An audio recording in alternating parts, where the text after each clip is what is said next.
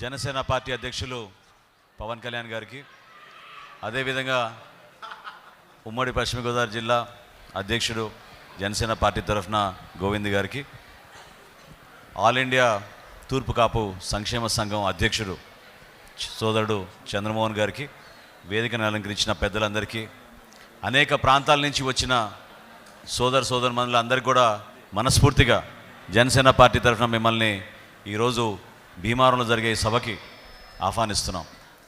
నిజంగా 15 రోజులు ఈ రోజుతో పూర్తవుతాయి. చాలా ఆశ్చర్యం కలిగిస్తోంది. పవన్ కళ్యాణ్ గారు తీసుకున్న నిర్ణయం మేరకు వారాహి విజయ యాత్ర రాష్ట్ర వ్యాప్తంగా ఒక సంచలనమే కాకుండా ప్రజానికానికి ఇంకా దగ్గరయ్యే విధంగా, సమస్యల పరిష్కారం కోసం ఏ విధంగా పార్టీ తరఫున ఉన్న నాయకులు, మా పార్టీ అధ్యక్షుడు ప్రతి గ్రామంలో కూడా చిన్న చిన్న విషయాలపైన లోతుగా అధ్యయనం చేసి స్పందించుకుంటూ మేము ముందుకెళ్తున్నప్పుడు ప్రజలు అర్థం చేసుకుంది ఏంటంటే, ఈ ప్రభుత్వం చేసే కార్యక్రమాల్లాగా భిన్నంగా జనసేన పార్టీ ప్రజల కోసం అంకిత భావంతో పనిచేసుకుంటూ వెళ్తోంది.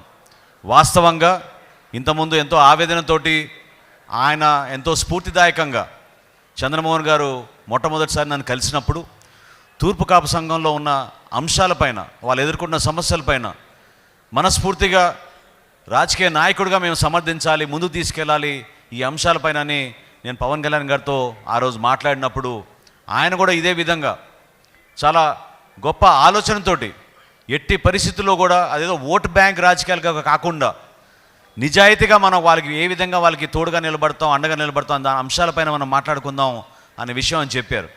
నేను ఈ విషయం ఈరోజు ఎందుకు మాట్లాడుతున్నానంటే, స్పందించలేని స్పందన కార్యక్రమం చూశారు. జగనన్నకి చెబుదామంటే ఎవరు చెబుదామో అర్థం కావడం లేదు ఈరోజు రాష్ట్ర ప్రజలకి. కానీ పవన్ కళ్యాణ్ గారికి మాత్రం చెప్తే ఆ స్పందన నిజాయితీగా ఉంటుంది, దానికి ఖచ్చితంగా ఒక సొల్యూషన్ కూడా ఏర్పడుతుందనే నమ్మకం ఈరోజు రాష్ట్ర ప్రజలందరిలో కూడా అక్కడ కలిగింది. ఎక్కడ పోయినా మేము ఈ యాత్రలో భాగంగా అధికార యంత్రాంగం నుంచి కూడా కొంతమంది పెద్దలు వచ్చి కలుస్తున్నారు, రైతులు కలుస్తున్నారు, సామాన్యులు కలుస్తున్నారు, విద్యార్థులు కలుస్తున్నారు, మహిళలు ఎంతోమంది వచ్చి వాళ్ళు ఎదుర్కొన్న సమస్యలపైన ప్రస్తావిస్తున్నారు. నేను ఈరోజు చంద్రమోహన్ గారికి ఖచ్చితంగా మాట ఇస్తున్నాను. ఎంతో స్ఫూర్తిదాయకంగా, స్వార్థం లేకుండా ఆయన కష్టపడి మిమ్మల్ని అందరినీ కూడా ఏకతాటిపైన తీసుకొచ్చారు. మీరందరూ కూడా రాబోయే రోజుల్లో ఒక చక్కటి ప్రభుత్వం ఏర్పాటు చేయడానికి పవన్ కళ్యాణ్ గారి నాయకత్వంలో మీ సమస్యకి పరిష్కారం కోసం జరిగే విధంగా మనందరం కూడా ఒక కుటుంబ సభ్యులుగా మనం కలిసిమెలిసి ముందుకెళ్దాం. ఇందులో ఎవరికి కూడా చిన్న చిన్న మనస్పర్ధాలు అవసరం లేదు. అనేక సంఘాలు ఉన్నాయి, లేకపోతే నాయకత్వం ఉంది. వివిధ జిల్లాల్లో చాలామంది జనసేన పార్టీలో మనకు చక్కటి నాయకత్వం ఉంది. ఉత్తరాంధ్రలో కానివ్వండి, ఈ జిల్లాలో కానివ్వండి, ఎక్కడైనా సరే మీకు సమస్య వస్తే మాత్రం మీ వెంట జనసేన ఉంటుందనే భరోసా నింపడానికి కోసమే నేను మీకు ఈ 2 మాటలు చెప్తున్నాను. నిజాయితీగా పోరాడతాం. ప్రజల సమస్యలపైన ప్రభుత్వం ఎట్టి పరిస్థితుల్లో కూడా స్పందించే విధంగా జనసేన పార్టీ మీకు నిలబడుతుంది.